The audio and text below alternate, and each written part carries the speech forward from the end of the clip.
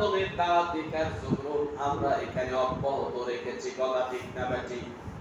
ভারতীয় উপমহাদেশে বিশেষ করে বাংলাদেশে 360 জন আউলিয়া এসেছিলেন। কথা ঠিক না বেঠিক?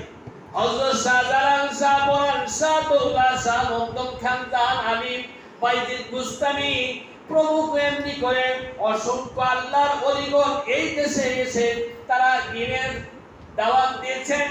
আমাদের এই পথভোলা মানুষদেরকে পথে উঠিয়ে নিয়েছেন। তারা আমাদেরকে দেখিয়ে দিয়েছেন আল্লাহর পথ। তারা পরিচয় করে দিয়েছেন রাসূলের চরিত্র, রাসূলের বিধান। সম্মানিত বন্ধুগণ,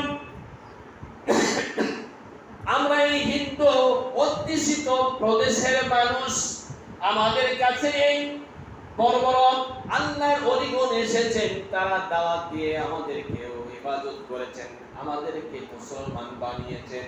আমাদের এই মহাদেশের মধ্যে বাইজিদ বুস্তামি রাহমাতুল্লাহ আলাইহি একজন প্রখ্যাত আলেমে দ্বীন ছিলেন। তিনি বড় আল্লাহর ওলি ছিলেন, মুবাল্লিগ ছিলেন। তার প্রচেষ্টায় আল্লাহ তাবারক তাআলা এই বাংলাদেশের অগণিত পথভোলা মানুষগুলো আল্লাহর দ্বীন পেয়েছেন। কথা ঠিক না বেঠিক? আমার ভাইরা,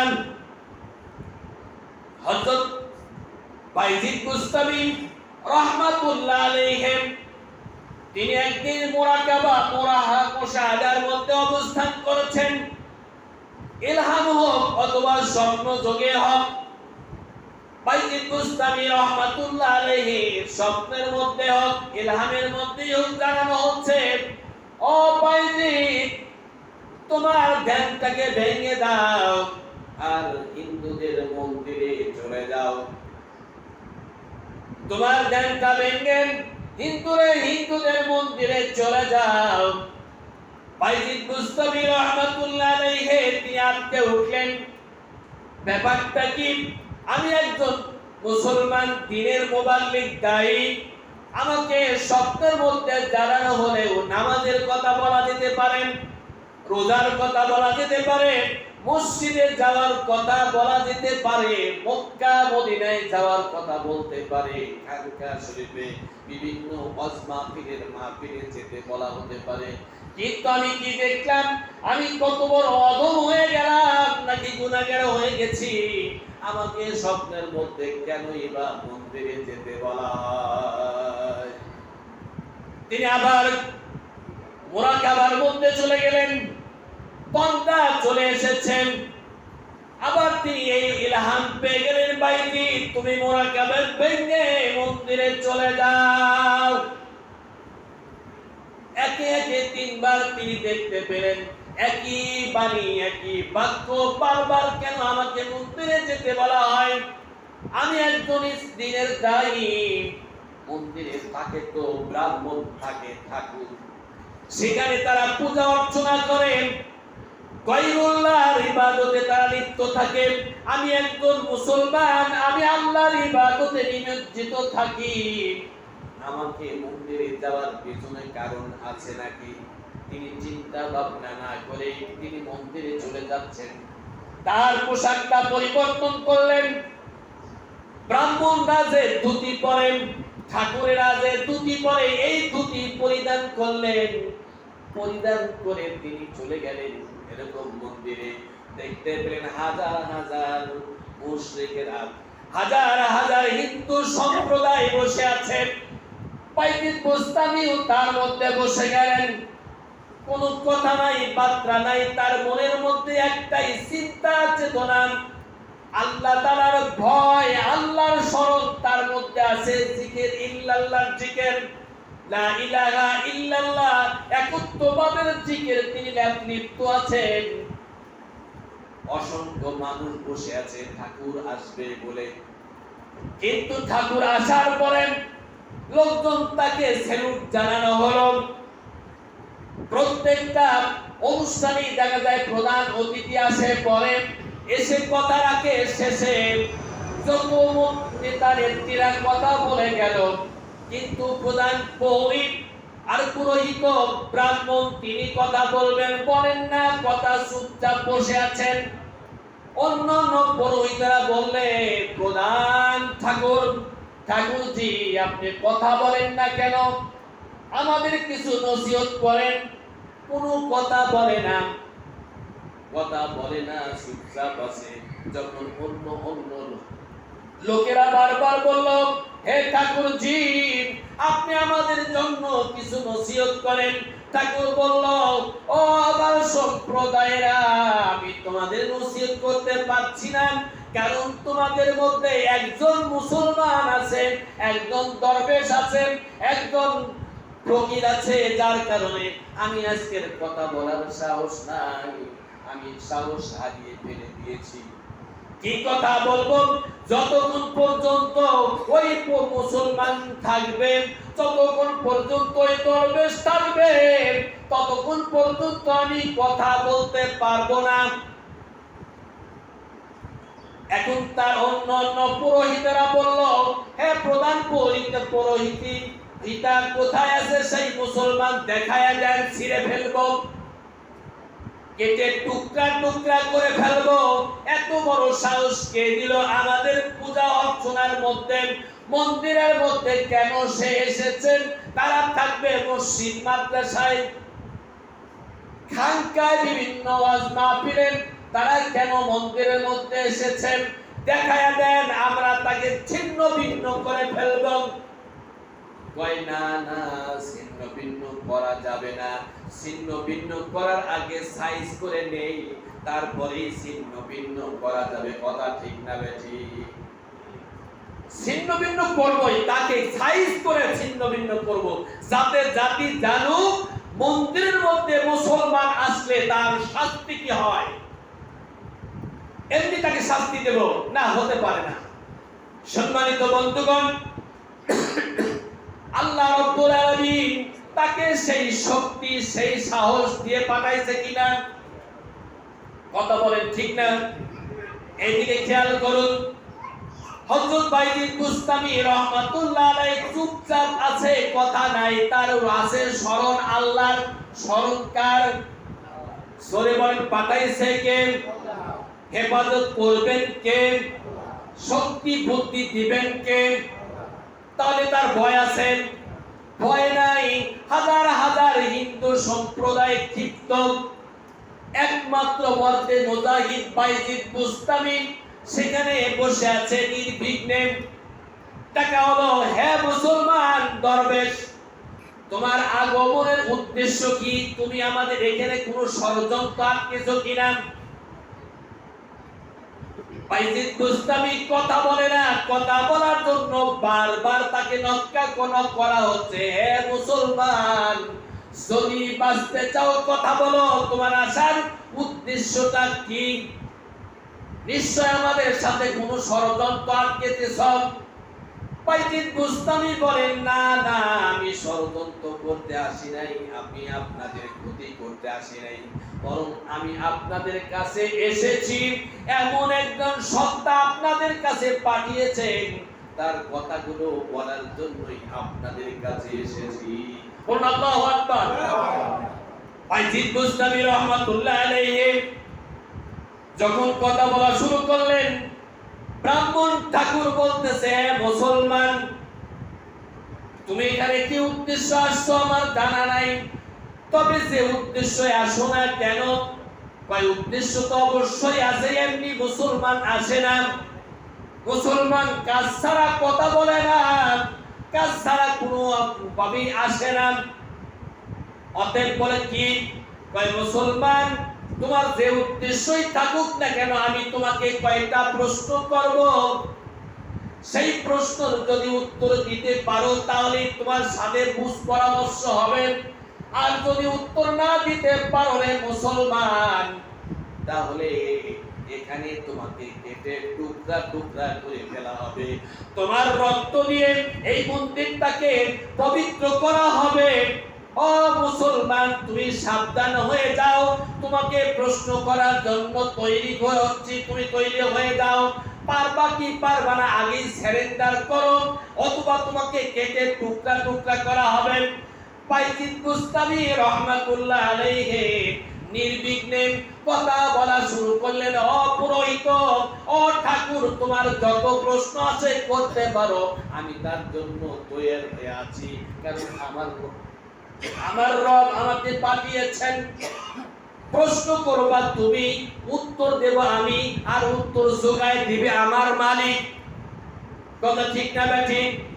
তখন প্রশ্ন করতে ঠাকুর প্রশ্ন করলো, ওই এক কোন এক যার মধ্যে দুই নাই। কথাটা কত কঠিন। ওই এক কোন এক যার মধ্যে দুই নাই। ওই দুই কোন দুই যার মধ্যে তিন নাই। ওই তিন কোন তিন যার মধ্যে চার নাই, দুই নাই। ওই চার কোন চার যার মধ্যে পাঁচ নাই, ছয় নাই, তিন নাই, দুই নাই। ওই পাঁচ কোন পাঁচ যার মধ্যে ছয় নাই। ওই ছয় কোন ছয় যার মধ্যে সাত নাই। ওয়াইজিদ বুস্তামি রাহমাতুল্লাহ আলাইহি প্রশ্নগুলো শুনতেছেন আর বলেন, আনা আলিমতু, আমি জানি। বলুন আল্লাহু আকবার। তুমি যে প্রশ্ন করছো উত্তর আমি জানি, আনা আলিমতু। ওই সাত কোন সাত যার মধ্যে আট নাই, আনা আলিমতু, আমি জানি। ওই আট কোন আট যার মধ্যে নয় নাই, তারপরে বলছে আমি জানি। ওই নয় কোন নয় যার মধ্যে 10 নাই, তারপরে বলে আমি জানি। ও পুরোহিত, ও ঠাকুর তোমার প্রশ্ন করা কি শেষ? কয় না না, আরো প্রশ্ন আছে। কয় ওই 10 কোন 10 যার মধ্যে 11 নাই। ওই 11 কোন 11 যার মধ্যে 12 নাই। ওই 12 কোন 12 যার মধ্যে 13 নাই। ওই 13 কোন 13 যার মধ্যে 14 নাই। ওই 14 কোন 14 যার মধ্যে 15 নাই। বলুন আল্লাহু আকবার। ওয়াইজিদ বুস্তামি রাহমাতুল্লাহ আলাইহি তিক্ত কণ্ঠে বললেন, ঠাকুর তুমি যত প্রশ্ন করেছো প্রত্যেকটা প্রশ্ন আমি জবাব দিব। ব্রাহ্মণ থেকে গেল, হায়রে কি বলে, এমন কঠিন কঠিন প্রশ্ন করলাম, আর এই কেমন মানুষ বলার সাথে সাথেই বলে আমি জানি। কয়েক মুসলমান, আরো কিছু প্রশ্ন আছে। কি প্রশ্ন? কই বলো তোর কোন রাত যার মধ্যে দিন নাই, কোন দিন যার মধ্যে রাত নাই। কয় আনা কিন্তু আমি জানি। তারপরে প্রশ্ন করছে, বলো তো ব্যাংক কেন ঘ্যাঙ্গর ঘ্যাঙ্গর করে? কয় আনা কিন্তু আমি জানি। তারপরে প্রশ্ন করছে, বলো তো হ্যাঁ মুসলমান কুকুর কেন খেউ খেউ করে, ঘেউ ঘেউ করে? কয় ব্রাহ্মণ আমি জানি। আর কোন প্রশ্ন আছে নাকি? কয় হ্যাঁ আছে। কয় ওই একটা বৃক্ষ নাম, এমন একটি গাছ আছে, একটি গাছে 12টি তার ডাল আছে, আর ওই 12টি ডালে 30টি পাতা আছে, আর 30টি পাতায় একটি করে পাতায় 5টি করে কলি আছে। তার নাম কি তুমি জানো? কয় আনা আলিমতুম। বলুন আল্লাহু আকবার।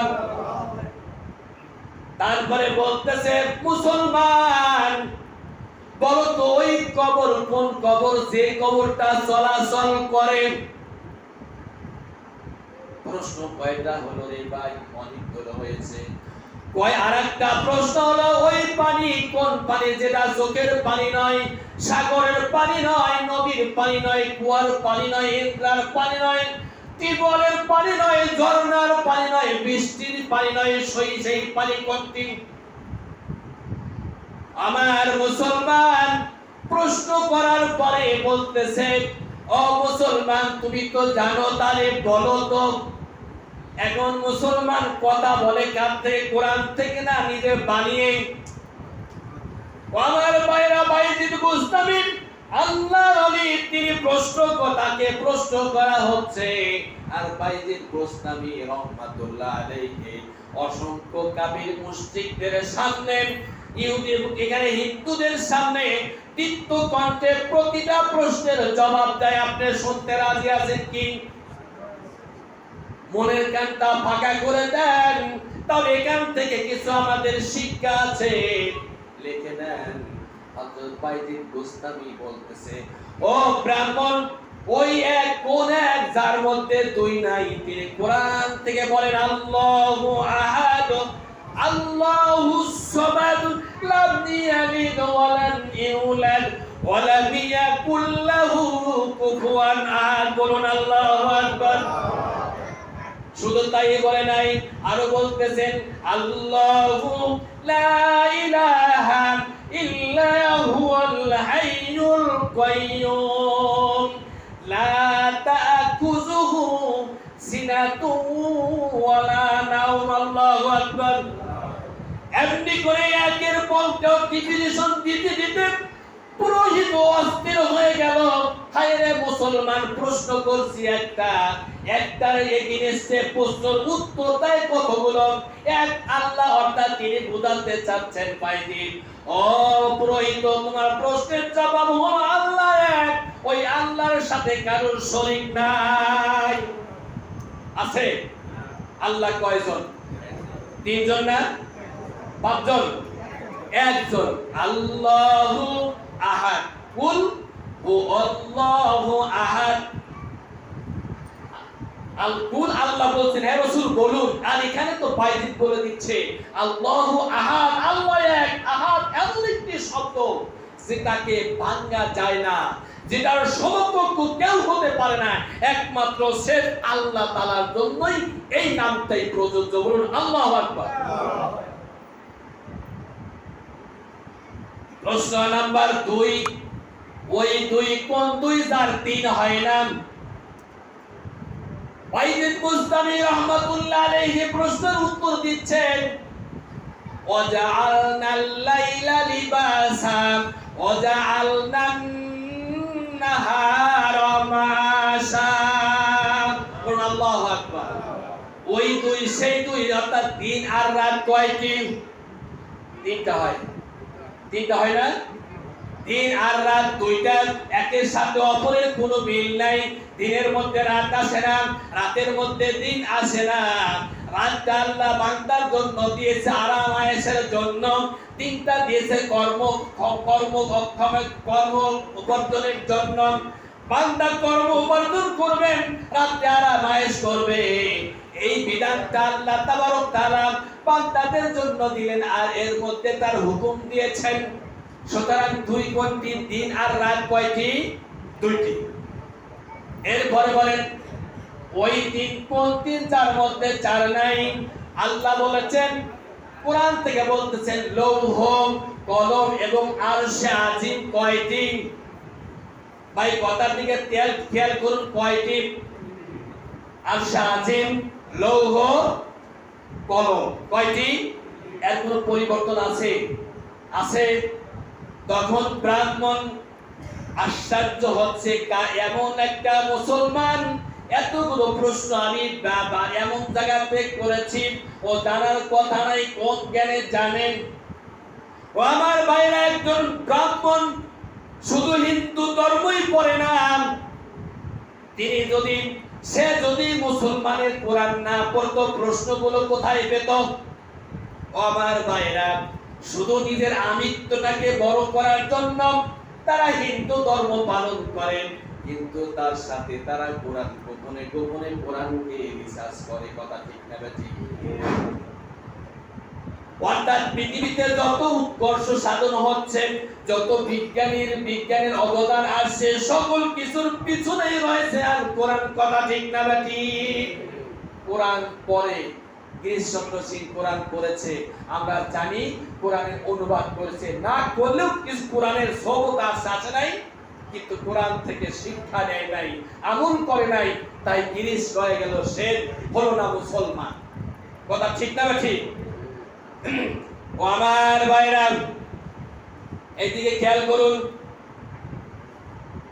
সম্মানিত বন্ধুগণ। তাহলে কথা হলে কয়টা প্রশ্ন গেল? তিনটা। কয়টা? এরপরে প্রশ্ন হলো ওই স্যার কোন স্যার? স্যার মধ্যে কোন রকম পাস নাই। হযরতে বাইজিদ বুস্তামি রাহমাতুল্লাহ আলাইহি বলতেছেন, ও ব্রাহ্মণ, ওইটা আল্লাহ পৃথিবীতে 104 খানা কিতাব নাজিল করেছেন, তার মধ্যে শ্রেষ্ঠ বড় কিতাব হলো 4 খানা, তাওরাত, জাবুর, ইনজিল, কোরআন মাজিদ। এই 4টার সমকক্ষ আর কোন কিন্তু 5টা হবে কি হবে? হবে না। এরপরে বলতেছে, পুরোহিত, তোমার প্রশ্ন নাম্বার 5 কি ওই 5 আর 6 নাই? তখন তিনি বলতেছেন, কোরআনের আয়াত পাঠ করে বললেন যে আকিমুস সালাত, আল্লাহ তাবারক তাআলা নামাজ কায়েম করতে বলেছেন, মুসলমানদের দৈনিক 5 ওয়াক্ত নামাজ ফরজ করেছেন। এই 5টাও নয় 5, একজন মুসলমান তিনি 5 ওয়াক্ত নামাজ পড়ে। এই 5 ওয়াক্ত নামাজ ফজর, যোহর, আসর, মাগরিব, ইশা, এই 5 ওয়াক্ত নামাজের প্রশ্ন 6 ওয়াক্ত নাই। যদি কেউ 6 ওয়াক্ত ফরজ বানায় সে কি মুসলমান থাকবে? বলেন, আজকে আমরা নামাজ পড়ব কয় ওয়াক্ত? 5 ওয়াক্ত না?